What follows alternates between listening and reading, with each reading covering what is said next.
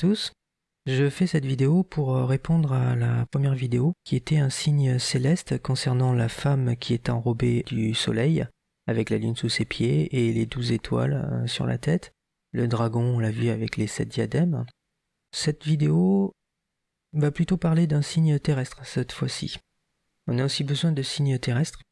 Eh bien, il se trouve que la Bible nous en donne. 1 Thessaloniciens chapitre 5, versets 3 à 10, il est dit « Quand les hommes diront « paix et sûreté », alors une ruine soudaine les surprendra, comme les douleurs de l'enfantement surprennent la femme enceinte, et ils n'échapperont point. Mais vous, frères, vous n'êtes pas dans les ténèbres, pour que ce jour vous surprenne comme un voleur. Vous êtes tous des enfants de la lumière et des enfants du jour. Nous ne sommes point de la nuit, ni des ténèbres. Ne dormons donc point comme les autres, mais veillons et soyons sobres. Car ceux qui dorment, dorment la nuit, et ceux qui s'enivrent la nuit. Mais nous, qui sommes du jour, soyons sobres, ayant revêtu la cuirasse de la foi et de la charité, ayant pour casque l'espérance du salut. Car Dieu ne nous a pas destinés à la colère, mais à l'acquisition du salut par notre Seigneur Jésus-Christ, qui est mort pour nous, afin que, soit que nous veillions, soit que nous dormions, nous vivions ensemble avec lui. J'ai tenu à vous présenter ce chapitre 5, ces versets, pour vous montrer un signe terrestre qui sera visible donc à l'œil nu, que toute oreille pourra entendre. Il est dit que quand les hommes diront paix et sûreté, alors paix et sécurité, puisque le mot est plutôt sécurité, puisque nous le connaissons aujourd'hui, la connaissance ira en augmentant, voilà. Donc lorsque les hommes diront paix et sécurité, une ruine soudaine les surprendra. Donc cette ruine soudaine, en fait, il s'agit de ce qu'on a vu par rapport à Révélation chapitre 12. La femme est enceinte, elle est dans les douleurs de l'enfantement, et donc c'est le règne de Dieu qui arrive. Dieu chasse l'accusateur, puisqu'il n'a plus besoin de quelqu'un qui lui dise que telle personne est bonne ou mauvaise, puisqu'à partir de ce moment-là, à partir du moment où Dieu rentre dans son règne avec son oint Jésus, eh bien c'est lui-même, il chargera d'ailleurs Jésus de le faire, mais c'est Jésus qui va s'occuper de juger les nations. Donc on n'a plus besoin de l'accusateur. Et à ce moment-là, Satan et ses démons sont précipités sur la terre. Alors pour ceux qui n'ont pas vu ma première vidéo, je vous conseille de la regarder parce qu'elle explique pas mal de choses, puisqu'elle traite notamment du chapitre 12 de la Révélation, qui parle de cet avènement de Jésus-Christ, du règne de Jésus-Christ. Voilà, avec des signes célestes. Donc pour tous ceux qui l'ont vu, effectivement, vous comprenez, ici là, on parle d'un signe terrestre. Et lorsque les hommes diront paix et sécurité, alors beaucoup de chefs d'État aujourd'hui ont déclaré eux-mêmes, voulons la paix, la sécurité, etc. Et tout le monde l'a dit, donc c'est vraiment un sujet d'actualité, et ça rentre bien dans le thème de mes vidéos qui est actualité biblique. Lorsqu'un accord plutôt sera signé, que ces chefs d'État diront paix et sécurité, eh bien c'est à ce moment-là que les démons seront chassés sur la terre, au moment même où la femme est en train d'accoucher, tout simplement la femme de Révélation chapitre 12. Enfin, ça fait écho à Révélation chapitre 12, ce verset. Ça c'est un signe terrestre. Il faut savoir à l'heure où je vous parle que la France a engagé des négociations en faisant venir tous les peuples, tous les chefs d'État aux alentours du pays d'Israël pour trouver un accord de paix et de sécurité.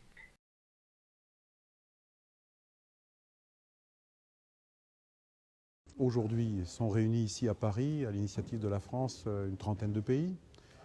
Le secrétaire général des Nations Unies, la haute représentante pour la sécurité et la politique étrangère de l'Union européenne, les principaux pays européens, les pays arabes, dont l'Égypte, mais aussi la Ligue arabe, mais aussi bien entendu la Russie, la Chine, les membres permanents du Conseil de sécurité, pour tout faire pour relancer le processus de paix en Israël et Palestine. Car oui, la perspective de voir deux États, Israéliens et Palestiniens, vivre côte à côte, en paix et en sécurité, s'éloigne chaque jour. Il nous paraît également essentiel qu'il y ait un calendrier clair, car le temps joue contre nous et chaque jour perdu nous éloigne de la solution des deux États. Cette nécessité d'un cadre et d'un calendrier clair, c'est un constat que beaucoup d'entre nous partagent et certains l'ont porté d'ailleurs avec beaucoup de vigueur ce matin. Donc maintenant, si vous avez vu ma première vidéo, vous savez que c'est très très proche. il est fort probable que justement ces chefs d'État trouvent effectivement un accord de paix et de sécurité lors de cette initiative française, justement pour la paix et la sécurité. Donc on est vraiment dans le bon timing, si vous voulez. Et comme la parole de Dieu est vérité, et que la parole de Dieu ne nous ment pas, eh bien on ne peut être certain qu'ils vont trouver cet accord de paix et de sécurité. Voilà, donc vous voyez comme quoi toutes les choses s'emboîtent comme un puzzle en fait. Il y a des versets qui viennent se rajouter à d'autres. La Bible est un livre qui raconte une histoire et il faut le lire du début de la création jusqu'à la révélation, donc la venue de Jésus-Christ. Ça raconte toute une histoire, il faut le lire dans une entièreté pour comprendre la parole de Dieu. On peut pas, avec juste un verset, comprendre tout ça. Donc je vous exhorte pour ceux qui l'ont pas lu, de pouvoir la lire, parce que c'est un livre notamment extrêmement intéressant et assez riche même sur le plan historique. Vous en tirerez que des bénédictions de toute façon.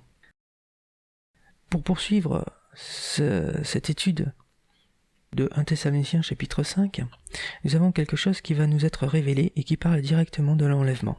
Il y a une exhortation qui est faite, il nous est dit que nous ne sommes pas dans les ténèbres, et que nous en fait, nous sommes du jour, nous sommes la lumière. Donc, il est parlé de la lumière, du jour, et en comparaison, il est parlé aussi que les habitants de la terre vont être surpris, comme un voleur peut surprendre les gens dans la nuit. Et un voleur, effectivement, c'est quelqu'un qui est de la nuit. Un voleur n'agit que la nuit. Or, nous, en comparaison, en opposition, en fait, nous sommes du jour. Donc, il est question ici des ténèbres qui vont s'abattre sur la terre. Et notamment les ténèbres, ça vient par la présence de Satan et de ses démons.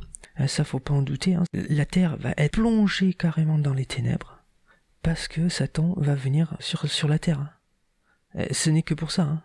Parce que tant que Satan n'est pas sur la terre, pour l'instant il est dans les cieux, puisque le règne de Dieu n'est pas encore arrivé. Il va arriver prochainement, mais il n'est pas encore là. Pour l'instant, c'est, j'ai envie de dire, entre guillemets, de la rigolade. Lorsque Satan est plongé sur la terre, ce sont vraiment des ténèbres absolus qui vont arriver. Et en opposition, il nous est parlé que nous sommes la lumière du jour. Donc nous ne sommes pas de la nuit. Voilà. Et là où la parole de Dieu est merveilleuse, c'est que justement, il nous est parlé après de ceux qui veillent, ceux qui dorment et ceux qui veillent. Vous voyez, donc c'est un rapport entre jour et nuit en fait.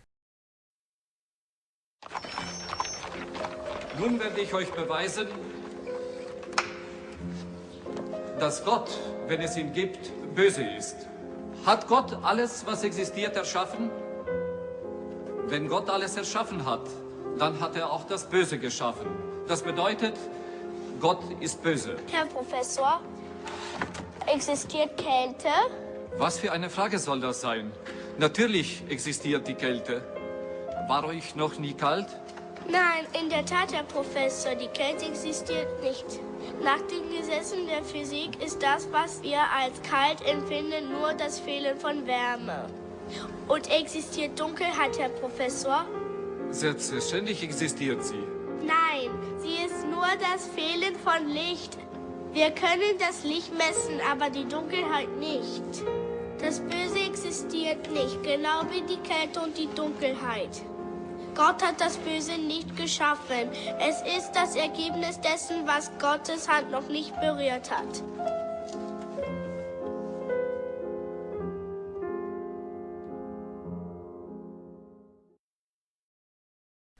Ne dormons donc point, veillons, soyons sobres, que ceux qui s'enivrent la nuit.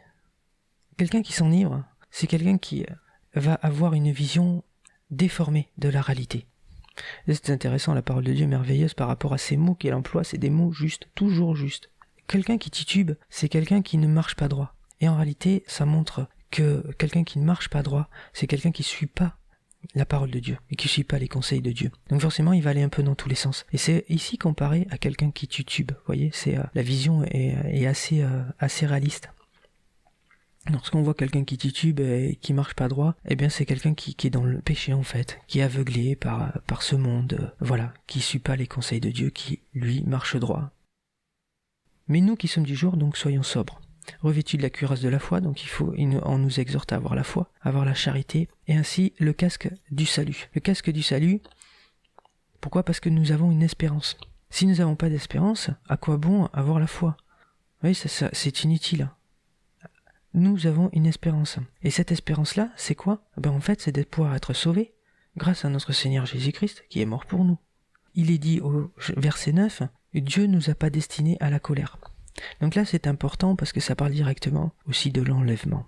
Nous ne sommes pas faits pour subir la colère de Dieu. Quand Dieu va rentrer dans son règne, il va lui-même juger, il n'aura plus besoin de l'accusateur, il va lui-même juger les nations. Voilà, avec un spectre de fer, comme on l'a vu en Révélation chapitre 12. Nous ne sommes pas destinés à cette colère-là. C'est pourquoi nous ne serons pas avec les ténèbres. La lumière s'en va quand les ténèbres arrivent. La lumière monte et les ténèbres descendent. Voilà, c'est comme ça qu'il faut le voir, c'est une question d'apesanteur. Hein. Donc, nous serons enlevés. Le verset 10, qui est intéressant, qui poursuit et qui conclut d'ailleurs, afin que nous veillions, parce que si nous dormions, nous ne vivrons pas ensemble avec le Seigneur. Donc si nous veillons, nous serons ensemble avec le Seigneur. Si nous dormions, nous ne serons pas avec le Seigneur. Donc nous ne serons pas enlevés. Et là, il n'y a pas plus clair que ça. Hein. Si on veille, on est enlevé. Si on veille pas, on n'est pas enlevé. Donc beaucoup d'entre vous, bien sûr, ont l'image des vierges folles. Hein. Mais c'est exactement ça d'ailleurs. Hein. Je voulais reprendre un autre verset, Jean chapitre 14, versets 1 à 3.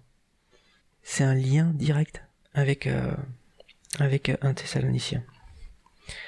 Il est dit que votre corps ne se trouble point, croyez en Dieu et croyez en moi. C'est Jésus-Christ. Hein. Il y a plusieurs demeures dans la maison de mon Père. Si cela n'était pas, je vous l'aurais dit. Donc je vais vous préparer une place, et lorsque je m'en serai allé, que je vous aurai préparé une place, je reviendrai et je vous prendrai avec moi, afin que là où je suis, vous y soyez aussi. Donc là aussi, c'est un verset qui peut pas y avoir plus clair que ça concernant l'enlèvement, voyez. Et Jésus nous dit qu'il va nous préparer une place et qu'il va revenir nous chercher.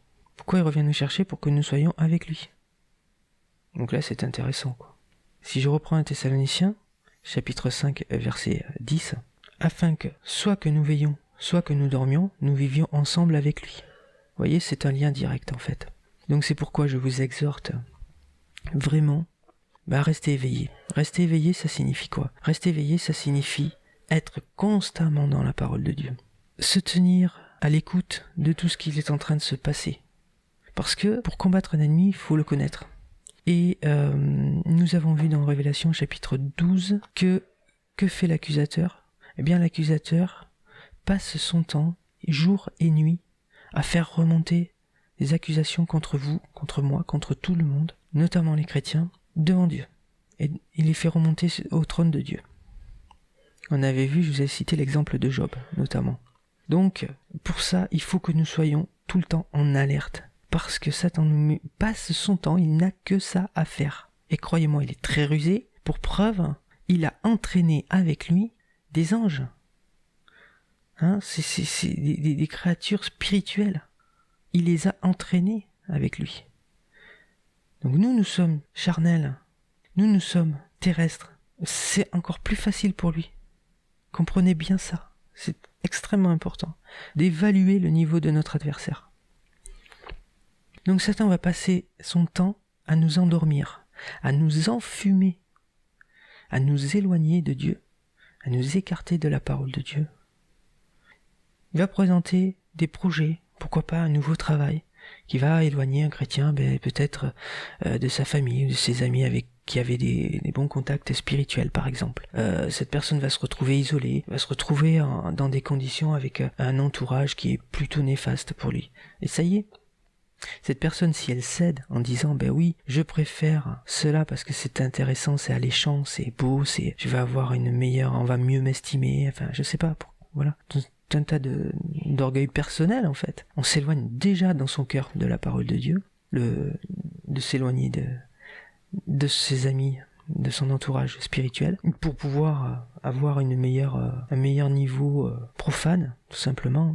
Et bien à ce moment-là, Satan vous attire dans ses filets. C'est un exemple, bien sûr il y en a des milliers, des millions.